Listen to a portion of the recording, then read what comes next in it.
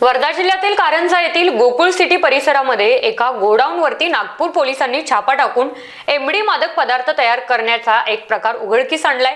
या कारवाईमध्ये वैभव उर्फ भय्यू हिसालाल अग्रवाल, सोहम संजय धायगुडे तसेच एक अल्पवयीन बालक यांना ताब्यात घेतल्याची माहिती आता सूत्रांनी दिली।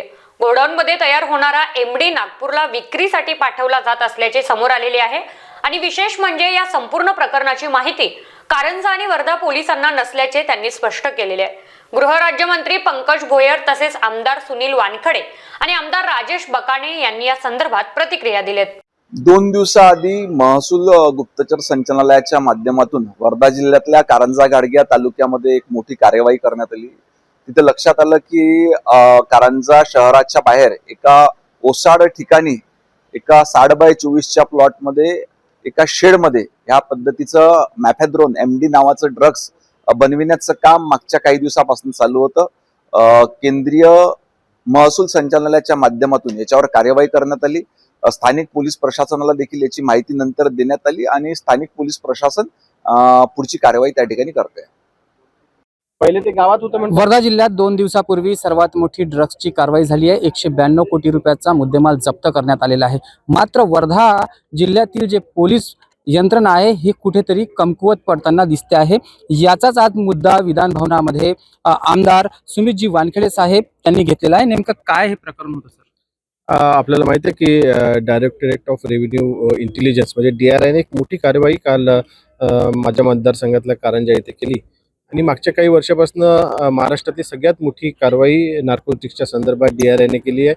काल त्यांना त्या ठिकाणी 192 कोटीचं MD म्हणजे मेफेड्रोन हे अतिशय घातक जे ड्रग आहे आणि आजकाल युवकांमध्ये अतिशय पॉप्युलर असं हे ड्रग आहे, त्याची त्यांनी जप्ती केलेली आहे आणि निश्चितच आमच्यासाठी अतिशय धक्कादायक आहे।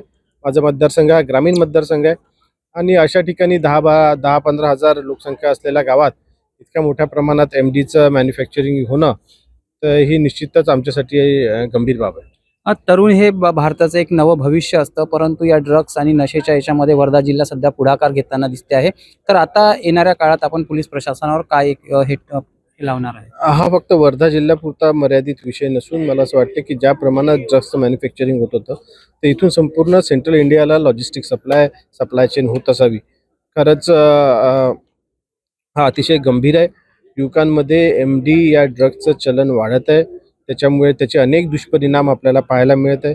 डायरेक्ट न्यूरोलॉजिकल सिस्टीमला अफेक्ट करणारं असं हे ड्रग आहे आणि निश्चितच कालच्या कारवाईनी एक मोठं रॅकेट उद्ध्वस्त झालं आहे। नक्कीच आता स्थानिक पोलीस आणि वर्धा जिल्हा पोलीस प्रशासनावर यावर काय आपण कारवाईचा एक संकेत दाखवू? नाही, निश्चितच पोलिसांची एवढी मोठी व्यवस्था असताना, पोलिसांचं एवढं मोठं ॲडमिनिस्ट्रेशन असतं, पोलिसांचं इंटेलिजन्स असताना, पोलिसांचं क्राईम ब्रँच ॲक्टिव्ह असताना त्यांना एवढ्या मोठ्या प्रमाणात आपल्या एरियामध्ये ड्रग्सचं मॅन्युफॅक्चरिंग होतं आहे, त्याचं लॉजिस्टिक सप्लाय होतं आहे, त्याचं ट्रान्सपोर्टेशन होतं आहे, याची थोडीशीही कल्पना नसणं हे मला वाटतं की पोलीस ॲडमिनिस्ट्रेशनचं फेल्युअर आहे। मी विधानसभेतही म्हटलं की याचं 2च अर्थ निघतात, एकतर पोलीस ॲडमिनिस्ट्रेशन हे कोलॅप्स झालं आहे किंवा स्थानिक पोलिसांचे निश्चितच या संबंधित लोकांसोबत काहीतरी लागेबांधे असतील।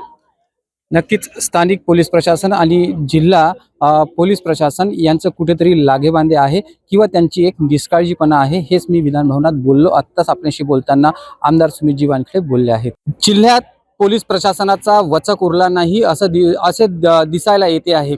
आत्ताच 7 तारखेला कारंजा येथील मोठ्या ड्रग्स फॅक्टरीवर कारवाई करण्यात आली, मात्र ती कारवाई नागपूर पोलिसांकडून करण्यात आली आहे। आपल्यासोबत आहेत देवळी पुलगाव विधानसभा मतदारसंघाचे आमदार राजेशजी बकाने साहेब। साहेब, काय सांगाल पोलीस विभागाच्या या दिरंगाईपणावर? असं आहे की जिल्ह्यामध्ये मागील अनेक दिवसापासून माझ्या मतदारसंघामधलं पुलगाव एक गावाचं उदाहरण घेतलं तर त्या ठिकाणी पांठेल्यावर MD ड्रग्स मिळत होतं। मी अनेकदा पोलिसांना सांगितलं, त्यांनी रेड सुद्धा त्या ठिकाणी टाकला, त्या ठिकाणी मोठ्या प्रमाणामध्ये MD ड्रग पकडण्यात आलं आणि या ठिकाणी खऱ्या अर्थाने आता काल रात्री MD ड्रगचा मोठा साठा कारंजामधील जंगलामध्ये पकडण्यात आला आणि तो सेंट्रल एक्साईजच्या लोकांनी रेड टाकून त्या ठिकाणी तो साठा पकडला। 192 करोड रुपयाचं MD ड्रग्स त्या ठिकाणी सापडलं। हा मोठा विषय आहे आणि असे धंदे जिल्ह्यामध्ये जो गांधी जिल्हा म्हणून ओळखला जातो त्या ठिकाणी चालायला नको ही माझी प्रामाणिक इच्छा आहे. या गांधी जिल्ह्यात असे अवैध व्यवसाय चालायला नको अशी माझी प्रामाणिक इच्छा आहे. आत्ताच आपल्याशी बोलताना देवळी पुलगाव मतदारसंघाचे आमदार राजेशजी पकाने बोलले आहेत. Star Maharashtra news Nilesh Pinjarkar, Vidhan Bhavan, Nagpur. Nilesh Pinjarkar, star Maharashtra news, Wardha.